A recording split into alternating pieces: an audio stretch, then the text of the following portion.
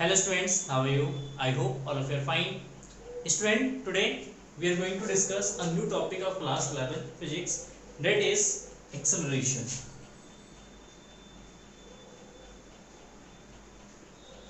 Acceleration. So in this lecture we will discuss about acceleration, type of acceleration, ठीक है, and after then कुछ numerical solve करेंगे acceleration, speed and velocity से related. ठीक, तो video जो है इंटरेस्टिंग होगा, तो प्लीज़ वीडियो को शुरू से लेकर लास्ट तक ज़रूर देखना। ठीक है, और जो पॉइंट्स मैं लिखाता हूँ, जो पॉइंट्स मैं बता रहा हूँ आपको, वो सारे पॉइंट्स आप अपने नोटबुक में लिखते जाइए।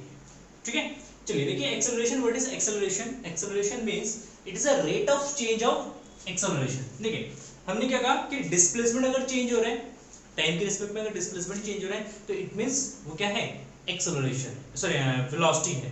ठीक है, अगर डिस्टेंस टाइम के रिस्पेक्ट में चेंज हो रहा है, तो इट मींस उसमें स्पीड है। तो अगर हम बात करें कि अगर स्पीड और या स्पीड या वेलोसिटी अगर चेंज होता है, स्पीड चेंज हो रहा है, वेलोसिटी चेंज हो रहा है, किसके रिस्पेक्ट में? टाइम के रिस्पेक्ट में, तो क्या बनेगा?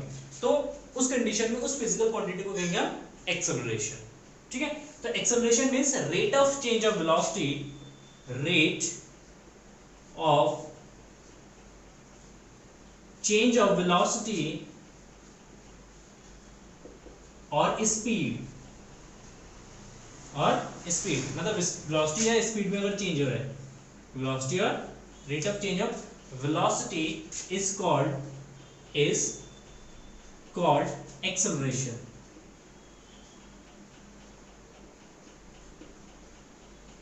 Is called acceleration. मतलब टाइम के रिस्पेक्ट में अगर वेलोसिटी चेंज हो रहा है, तो उस चीज को हम कहेंगे acceleration. It means acceleration A is equal to V by T.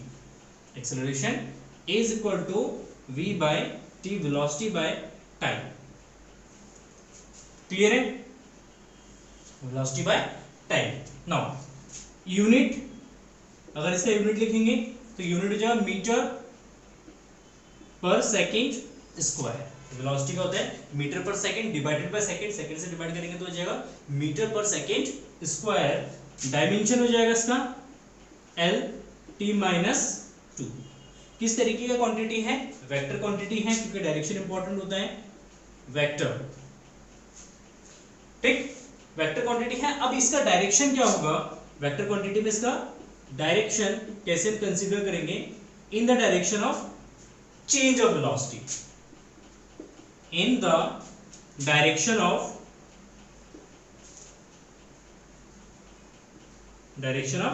change the velocity। मतलब वेलोसिटी जिस डायरेक्शन में चेंज हो रहा है, तो उसके चेंज को हम क्या कहेंगे? उसी के चेंज के डायरेक्शन में हम लेंगे एक्सेलरेशन का डायरेक्शन। लेट्स सपोज अगर किसी बॉडी का वेलोसिटी जो है वो इंक्रीज हो रहा है, तो वेलोसिटी इंक्रीज होगा, तो इंक्रीजिंग वेलोसिटी का डायरेक्शन क्या होगा? इस डायरेक्शन में। एक्सेलरेशन इस डायरेक्शन में होगा। लेट्स सपोज अगर कोई भी बॉडी मूव कर रहा है इस डायरेक्शन में, इसकी वेलोसिटी डिक्रीज हो रहा है। वेलोसिटी डिक्रीज होने का मतलब है कि वेलोसिटी नेगेटिव डायरेक्शन में इंक्रीज होगा, तो नेगेटिव डायरेक्शन में इसमें एक्सेलरेशन क्या होगा? इसके अपोजिट डायरेक्शन में। ठीक है, तो अगर वेलोसिटी इंक्रीज होता है, तो एक्सेलरेशन उसके डायरेक्शन में होगा। अगर वेलोसिटी डिक्रीज होता है, तो एक्सेलरेशन उसके अपोजिट डायरेक्शन में होगा। इसलिए यहां पे लिखा है change in the direction of velocity. Clear है? अच्छा, let's suppose let u is equal to initial velocity है, it is initial velocity, and v is equal to final velocity,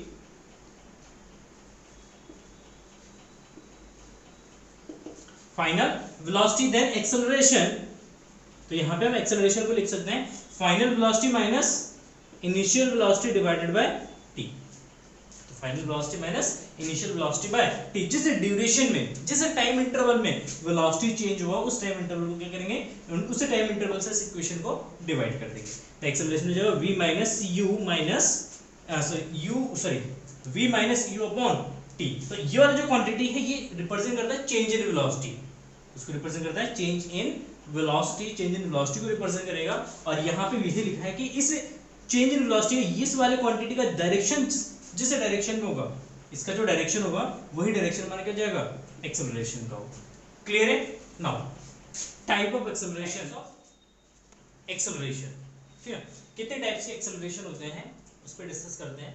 तो टाइप्स ऑफ एक्सेलरेशन देखिए, मेनली 4 टाइप के acceleration होते हैं, जिसमें हम 2 टाइप के एक्सेलरेशन को ही डिस्कस करेंगे यहाँ पे। फर्स्ट होता है uniform acceleration. Uniform acceleration means अगर एक्सेलरेशन किसी भी मूविंग बॉडी का एक्सेलरेशन कांस्टेंट है, मतलब ये टाइम के रिस्पेक्ट में चेंज नहीं हो रहा है। अगर ये टाइम के रिस्पेक्ट में चेंज नहीं होगा एक्सेलरेशन, तो उसको कहेंगे हम यूनिफॉर्म एक्सेलरेशन, ठीक है। क्लियर है? नाउ नेक्स्ट होता है वेरिएबल एक्सेलरेशन। ये वेरिएबल मींस अगर किसी भी मूविंग बॉडी का एक्सेलरेशन जो है वो टाइम के रिस्पेक्ट में क्या हो रहा है, चेंज हो रहा है, ठीक है ना। कभी उसका एक्सेलरेशन 2 है, कभी 4 है, कभी 5 है, कभी 3 हो गया, कभी 6 हो गया। इस तरीके से अगर उसके एक्सेलरेशन क्या हो रहा है, चेंज हो रहा है क्वांटिटी में, तो उसको हम कहेंगे वेरिएबल एक्सेलरेशन, ठीक है ना। तो एक्सेलरेशन कब वेरी कर सकता है, जब उसका मैग्नीट्यूड चेंज हो या डायरेक्शन चेंज हो, ठीक है। 2 कंडीशन में एक्सेलरेशन वेरी कर सकता है। फर्स्ट कि या तो उसका मैग्नीट्यूड चेंज हो या मैग्नीट्यूड कांस्टेंट है और डायरेक्शन चेंज हो रहा है, ठीक है। लेट्स सपोज कि अगर कोई भी बॉडी एक 2 एक्सेलरेशन से 2 मीटर पर सेकंड के एक्सेलरेशन से पहले इस डायरेक्शन में गया, फिर यहाँ पे गया, फिर इस डायरेक्शन में, फिर इस डायरेक्शन में, या कोई बॉडी एक यूनिफॉर्म एक्सेलरेशन से अगर किसी सर्कुलर पाथ पे मूव करता है, तो इस कंडीशन में भी इसका एक्सेलरेशन कैसा होगा, वेरिएबल होगा। तो वेरी कब करेगा एक्सेलरेशन, जब जब डायरेक्शन और उसका मैग्नीट्यूड दोनों में से कोई एक चेंज हो या दोनों चेंज हो, तो वेरिएबल एक्सेलरेशन होगा। और वेरिएबल एक्सेलरेशन के लिए हम पढ़ते हैं average acceleration and instantaneous acceleration.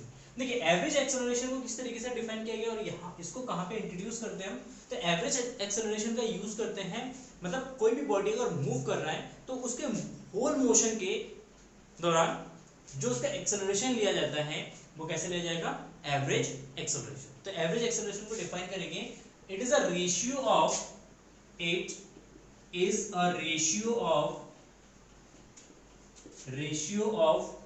total change in velocity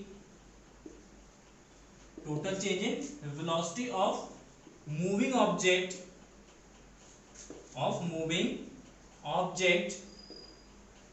to the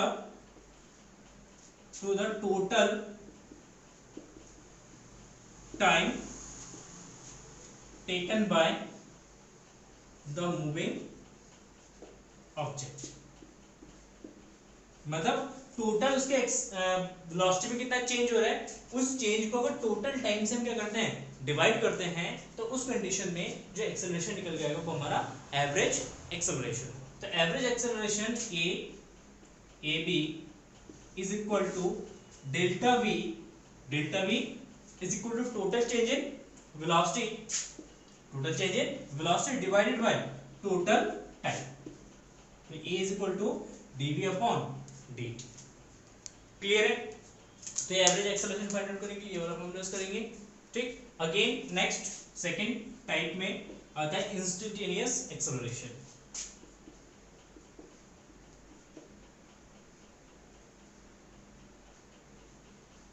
instantaneous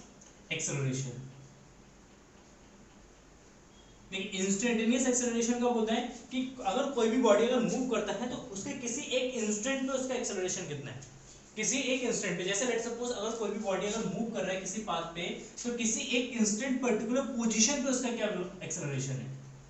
जैसे p पोजीशन पे कितना एक्सेलरेशन है, q पोजीशन पे कितना एक्सेलरेशन है, या s पोजीशन पे कितना एक्सेलरेशन है।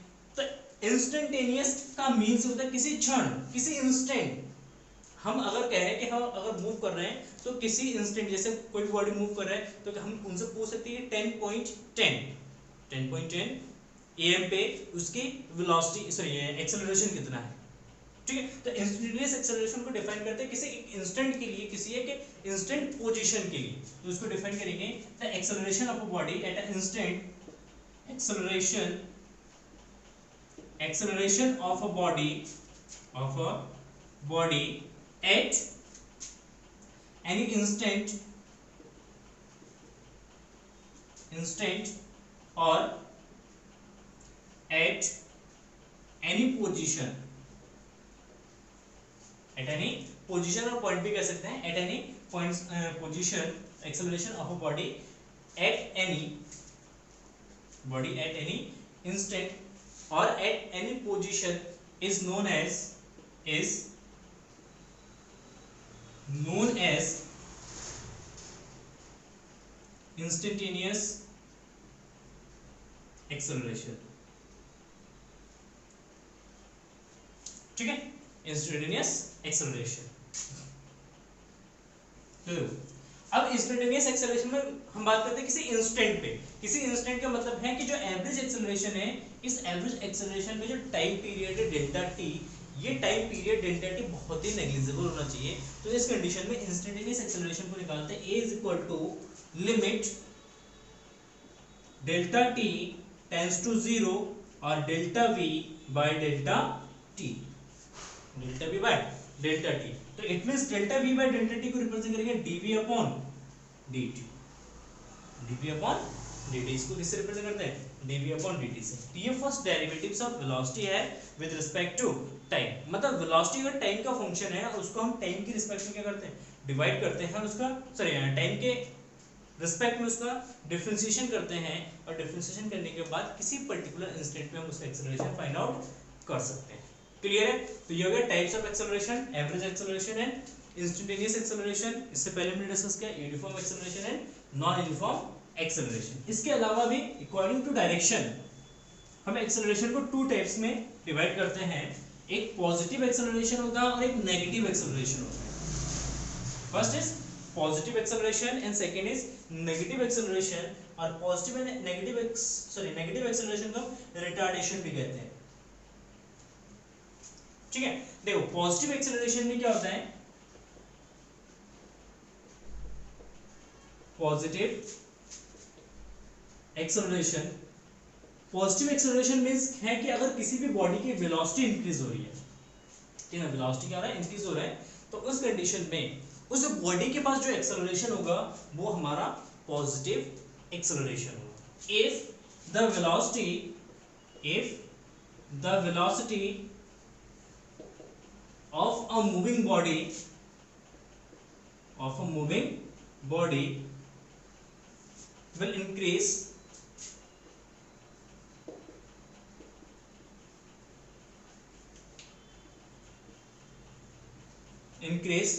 with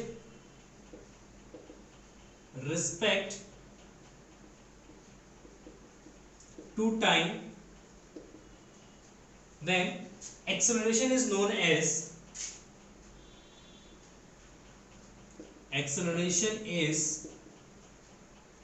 known as positive acceleration. ठीक है, कि अगर बॉडी का वेलोसिटी इंक्रीज हो रहा है, जैसे आप क्या करते हैं? एक्सेलरेट करते हैं अपने बाइक को। आप बाइक चलाते हैं, स्कूटी चलाते हैं, तो क्या करते हैं? एक्सेलरेटर दबाते हैं। तो एक्सेलरेटर दबाने से क्या होता है कि आपकी वेलोसिटी इंक्रीज होती है। ठीक है, तो उस कंडीशन में आपके स्कूटी या बाइक का जो एक्सेलरेशन होता है वो कैसा होता है? पॉजिटिव एक्सेलरेशन होता है।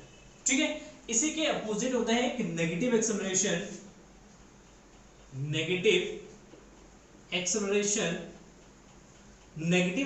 में क्या होता है? अगर किसी बॉडी का एक्सेलरेशन अगर टाइम के रिस्पेक्ट में डिक्रीज हो रहा है, ठीक है, if the velocity of a moving body decreases with time,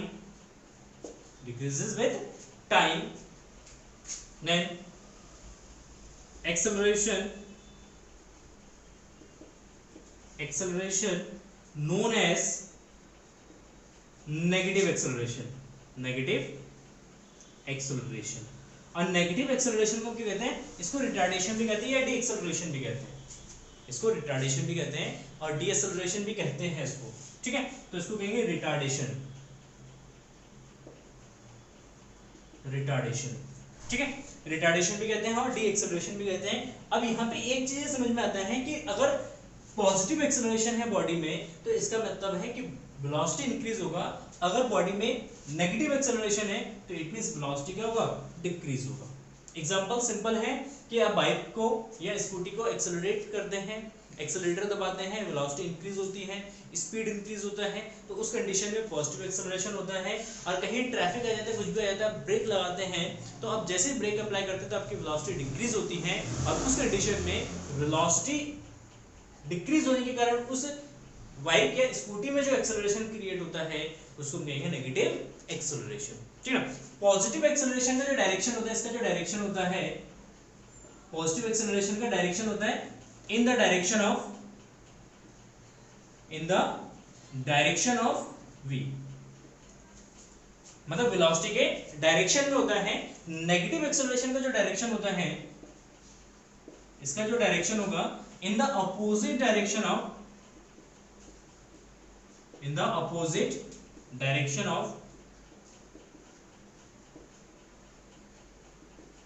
v, ठीक है। या हम कह सकते हैं मोशन, मतलब यहाँ पे पॉजिटिव एक्सेलरेशन का डायरेक्शन होगा मोशन के डायरेक्शन में होगा, यहाँ पे मोशन के अपोजिट डायरेक्शन में, या वेलोसिटी के अपोजिट डायरेक्शन में। इट मींस अगर बॉडी इस डायरेक्शन में मूव कर रहा है, बॉडी का मोशन इस डायरेक्शन में, एक्सेलरेशन भी इसी डायरेक्शन में होगा। इस कंडीशन में अगर बॉडी इस डायरेक्शन में मूव कर रहा है तो इसका एक्सेलरेशन जो है इसके नेगेटिव, मतलब उसके अपोजिट डायरेक्शन में होगा, ठीक है। एक्सेलरेशन इज इक्वल टू क्या होता है, v minus u by T. अगर एक्सेलरेशन पॉजिटिव है तो इस कंडीशन का मतलब है कि u जो है वो लेस देन होगा v, मतलब उसकी इनिशियल वेलोसिटी हमेशा फाइनल वेलोसिटी से लेस होगा। इस कंडीशन में जाएगा a is equal to v minus u by t, minus आना चाहिए वाली क्वांटिटी, इसका मतलब u ग्रेटर होना चाहिए, v लेस होना चाहिए। तो इस कंडीशन में u जो है वो ग्रेटर होता है किससे, v से, ठीक है। तो ये कुछ पॉइंट्स हैं positive acceleration and negative acceleration से रिलेटेड। आई होप आपको ये समझ में आ गया होगा, ठीक है, क्लियर है। चलिए एक चीज और थोड़ा सा डिस्कस करते हैं, फिर हम न्यूमेरिकल स्टार्ट करते हैं। तो हमने डिस्कस किया था भाई instantaneous acceleration. Instantaneous acceleration a is equal to क्या है, dv अपॉन dt, ये मिला हमें, ठीक है। मतलब वेलोसिटी का फर्स्ट डेरिवेटिव्स, वेलोसिटी का अगर फर्स्ट डेरिवेशन करेंगे तो हमें क्या मिलेगा, एक्सेलरेशन मिलेगा, ठीक है। चलिए अगर वेलोसिटी फंक्शन है x का तो वेलोसिटी को लिखेंगे dx upon dt, instantaneous velocity, ठीक है। और इस वेलोसिटी को यहाँ पे सब्स्टिट्यूट करेंगे तो a इक्वल टू मिलेगा हमें d upon dt dx upon dt, dx upon dt, ये d square x by dt का स्क्वायर। तो यहाँ पे x जो है वो हमारा डिस्प्लेसमेंट है या डिस्टेंस भी ले सकते हैं, ठीक, ये डिस्प्लेसमेंट या डिस्टेंस हो सकता है। तो अगर डिस्टेंस का इक्वेशन या डिस्प्लेसमेंट का इक्वेशन दे रखा है टाइम के रिस्पेक्ट में और हमें एक्सेलरेशन फाइंड आउट करना है, तो हम क्या करेंगे, डिस्प्लेसमेंट का डबल डिफरेंशिएट करेंगे, मतलब एक बार फिर दोबारा इसका डिफरेंशिएट करेंगे। लेट्स सपोज एक एग्जांपल्स लेते हैं। Let's suppose x is equal to a capital A plus capital BT plus, या कोई न्यूमेरिकल्स वैल्यू ले लेते हैं, 5 minus 10t plus 5t square, ठीक है। ये डिस्प्लेसमेंट है किसी भी पार्टिकल का या किसी भी बॉडी का t के रिस्पेक्ट में।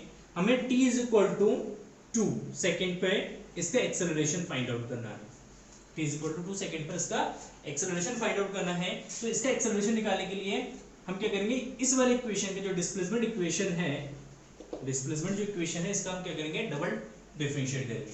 तो x इज इक्वल टू है हमारे पास 5 minus 10t plus 5t square, इसका डिफरेंशिएट करेंगे with respect to t, then we find dx is equal to dx upon dt is equal to 5 का डिफरेंशिएट 0, ठीक है, माइनस 20 का डिफरेंशिएट 10 और 10t स्क्वायर 5t स्क्वायर का डिफरेंशिएट हो जाएगा 5 इंटू 2t, पावर है कि पावर 1 माइनस, तो जब माइनस का 10 इंटू प्लस 10t, ठीक है, ये होगा dx अपॉन dt। अगेन इसका डिफरेंशिएट करेंगे तो अगेन डिफरेंशिएट करेंगे तो ये d2x upon dt square is equal to 10 minus 10 का डिफरेंशिएट अगेन 0, ठीक है, और इसका डिफरेंशिएट करेंगे तो 10, और ये इंडिपेंडेंट ऑफ t है तो इसका मतलब इसका acceleration a is equal to 10 metre पर सेकंड। लेट्स सपोज ये मीटर में दे रखा है, ठीक है, तो इसका एक्सेलरेशन है 10 मीटर पर सेकंड, ये कांस्टेंट एक्सेलरेशन को शो करेगा।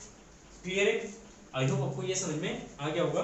ठीक ना। चलिए कुछ न्यूमेरिकल्स डिस्कस करते हैं और नेक्स्ट लेक्चर्स में हम डिस्कस करेंगे ग्राफ के बारे में, स्टडी करेंगे, ठीक है।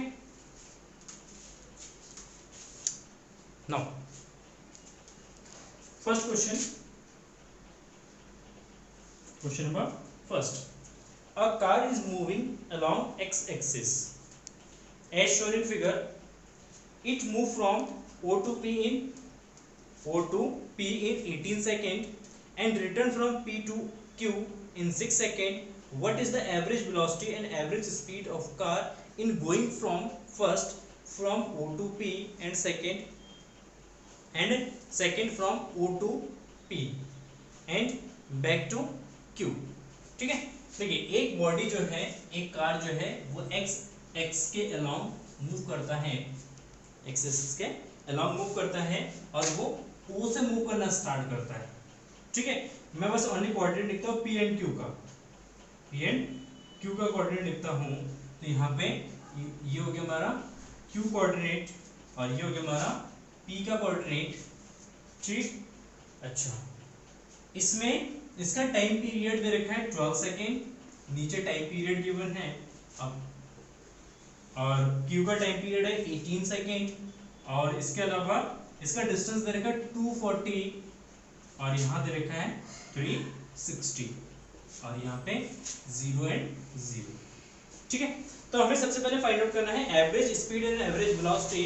First condition from O to P, first condition from O to P, मतलब जब O से P की तरफ गया, O से P की तरफ गया, तब इस कंडीशन में इसका average speed and average velocity कितना है।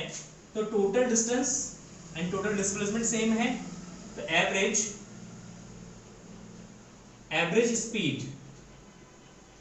इज इक्वल टू कितना, टोटल डिस्टेंस OP बाय total time,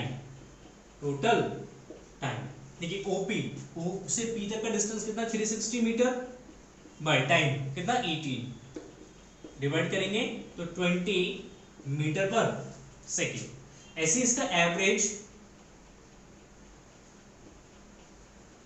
average velocity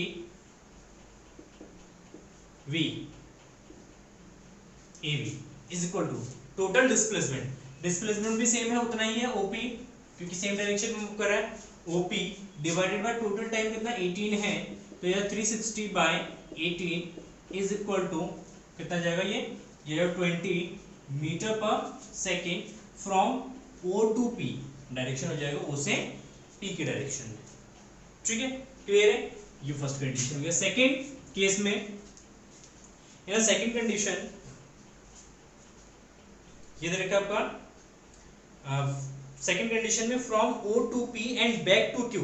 second condition में क्या O से P जाता है, P से फिर बैक आता है, पहले इस डायरेक्शन में आता है फिर उसमें बैक आता है। तो यहाँ पे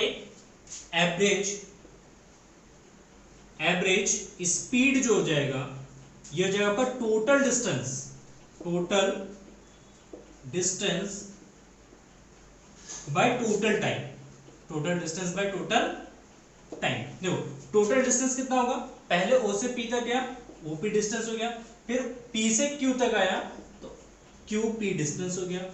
टोटल टाइम पहले O से P तक गया, टाइम लगा उसको 18 सेकेंड का, प्लस, ठीक है, फिर वो P से Q पे वापस आया, तो इनकी बीच का डिफरेंस कितना 6 का डिफरेंस है, तो 6 सेकेंड उसको रिटर्न आने मिलेगा, तो प्लस का 6, तो टोटल डिस्टेंस जो है 240 प्लस 360 डिवाइडेड बाय 24 ऐड कर देंगे इसको, तो ये जाएगा हमारा 600 बाय 100 बाय 4 डिवाइड कर देंगे तो 25 मीटर पर सेकेंड, ये हो जाएगा एवरेज स्पीड, ठीक है। And average velocity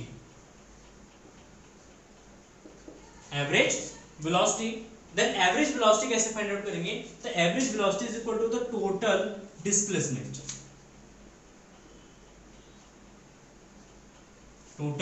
displacement by total time. देखो टोटल डिस्प्लेसमेंट कितना है, टोटल डिस्प्लेसमेंट हमेशा किस पे डिपेंड करता है, इनिशियल एंड फाइनल पोजीशन पे।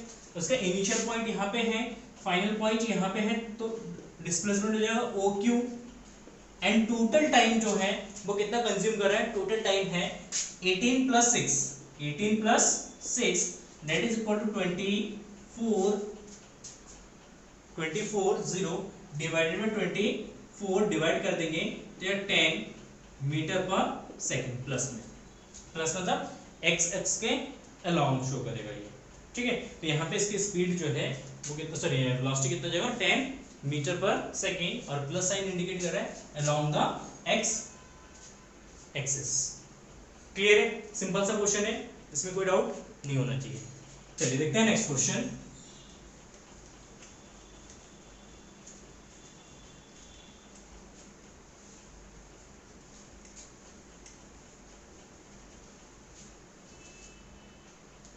Question number second, question number second है, a body travel from A to B at 40 meter पर second and from B to A 60 metre पर second, calculate the average speed and average velocity. ठीक है, देखो average speed and average velocity कितना है, तो पहले v1 v a to B move किया है उसने कितना 40 मीटर पर सेकंड की स्पीड से, और फिर v b a इसकी स्पीड है 60 मीटर पर सेकंड। ठीक है, मतलब a से b गया तो 40 मीटर पर सेकंड की स्पीड से गया, और फिर b से जब a पे आया तो 60 मीटर पर सेकंड की स्पीड से आया। ठीक है, तो लेट्स सपोज ये दो पॉइंट है a एंड b। देखो इसकी डिस्टेंस लेट कर लेते कितना है, s है, डिस्टेंस कितना है s। ठीक है, लेट सपोज कितना टाइम लगा इसको, t टाइम लगा a टू b जाने में, ठीक है ना, t1 टाइम लगा, और फिर b टू a आने में उसको t2 टाइम लगा, क्योंकि अलग अलग टाइम लगेगा, क्योंकि वेलोसिटी इसका सॉरी स्पीड इसका डिफरेंट है। ठीक है, तो यहाँ पे तो एवरेज स्पीड, देखो average speed is equal to कितना होगा, average speed is equal to total distance by total time.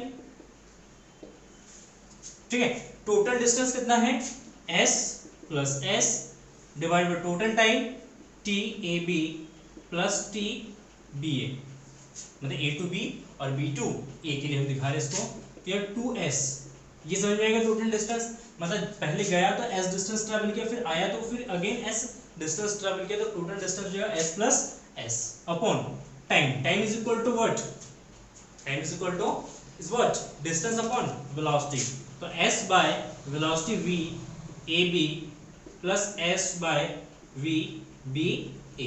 तो इसको अगर सॉल्व करेंगे तो अगर 2ab सॉल्व कर लेना, ba divide by v a b plus v b a, इसका एलसीएम लेके इसका तो मल्टीप्लाई और ये मल्टीप्लाई हो जाए, s से s कैंसिल हो जाएगा, तो ये बचेगा, तो ये 2 into 40 into 60 divide by 40 plus 60 तो जाएगा 100। ठीक है, 100 से 2 इंटू 2400 बाय 100 000 तो ये 48 मीटर पर सेकेंड, ये जो इसका एवरेज स्पीड। ठीक है, एवरेज वेलोसिटी कितना है, ठीक, एवरेज वेलोसिटी सिंपल सी बात है कि यहां से मूव करना स्टार्ट किया और फिर वापस रिटर्न इसी पोजीशन में आ गया, तो टोटल डिस्प्लेसमेंट कितना है, सेकंड कंडीशन में टोटल डिस्प्लेसमेंट 0 है। जब टोटल डिस्प्लेसमेंट ही 0 है तो एवरेज वेलोसिटी कितना होगा, एवरेज वेलोसिटी जो है वो 0 ही होगा। ठीक है, सिंपल सा है। चलिए देखते हैं next question.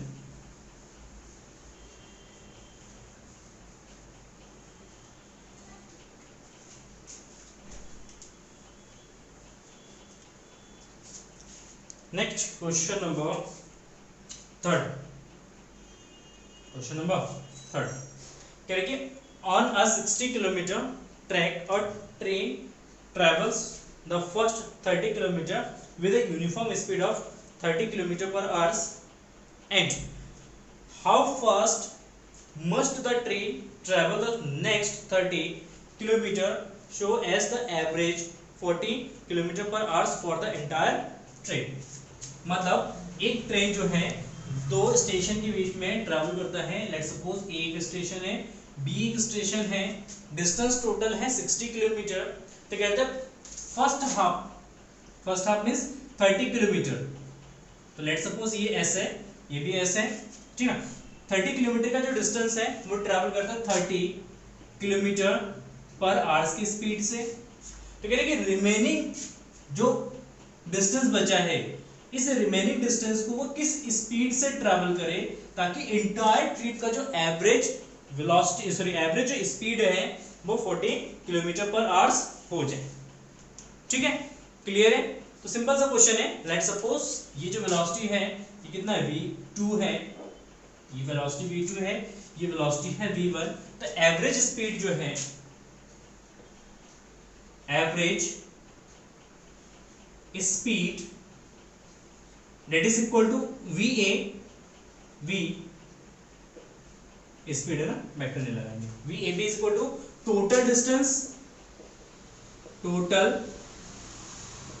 Distance divided by total time. ये तो होगा total distance by total time. Total distance कितना s प्लस s, ये वाला s ले रखा है और ये भी s ले रखा है, ठीक है।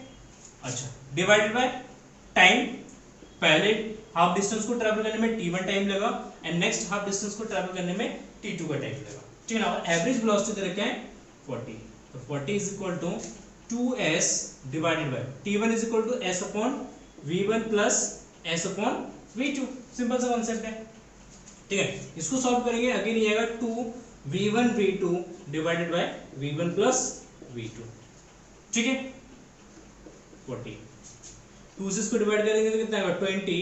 तो 20 is equal to v1 is equal to 30 v2 divided by 30 plus v2। Multiply कर देंगे इसका तो आएगा 600 plus 20 v2 is equal to 30 v2, है ना। तो यहाँ पे 30 में से 20 माइनस करेंगे तो 10 बचेगा। तो 10 v2 is equal to 600, then v2 is equal to 60 metre पर सेकेंड। मतलब रिमेनिंग जो पार्ट है, रिमेनिंग पार्ट को उसको ट्रैवल करना होगा 60 मीटर पर सेकेंड के वेलोसिटी से। क्लियर, कोई डाउट नहीं होनी चाहिए, नोट करो इसको, ठीक है। तो आज के वीडियो में बस इतना ही। नेक्स्ट वीडियो में और आगे न्यूमेरिकल्स देखेंगे, सॉल्व करेंगे, अच्छे न्यूमेरिकल्स और सॉल्व करते हैं, ठीक है। क्लियर है। और फिर भी अगर उसमें आपको कोई डाउट्स होते हैं, चलिए क्वेश्चन और करते हैं, ठीक है। एक अच्छा सा क्वेश्चन है, करा दूँ मैं इसको, ठीक है, नहीं तो फिर मिस हो जाएगा, क्या पता। यहाँ पे क्वेश्चन है, a body cover 1/3 of its journey with speed u, next 1/3 with speed v and last 1/3 with speed w. Calculate the average speed of the body during the entire journey.